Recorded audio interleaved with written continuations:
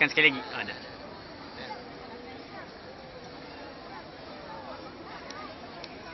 Assalamualaikum warahmatullahi wabarakatuh. Sekarang ni saya ada dekat PICC tengah tengok final adik-adikku. Memang best lah. Saya datang bersama dengan saudara Hezri Mantap dan my brother, my younger brother Zaki. So buat ada komen apa tentang peserta adik-adikku sekarang?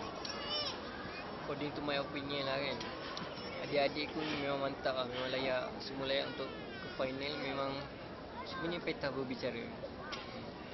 Skema sangat ni. Okay, tak apa. Sekarang kita nak tanya pula saudara Hezri Mantap ni. Apa pandangan dia kan?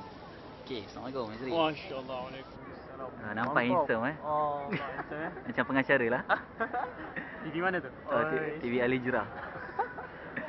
Okay, apa pendapat Hezri tentang poster-poster adik-adikku final malam ni? Masya-Allah, dia orang ni kita kata dai muda lah kan. Sesuai dengan gelaran dai tu. Dai ni apa?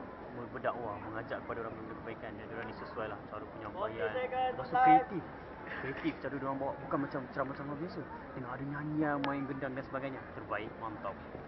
Okay, kita sambung nak tengok adik-adikku final. Lepas ni kita sambung. Bye. Assalamualaikum.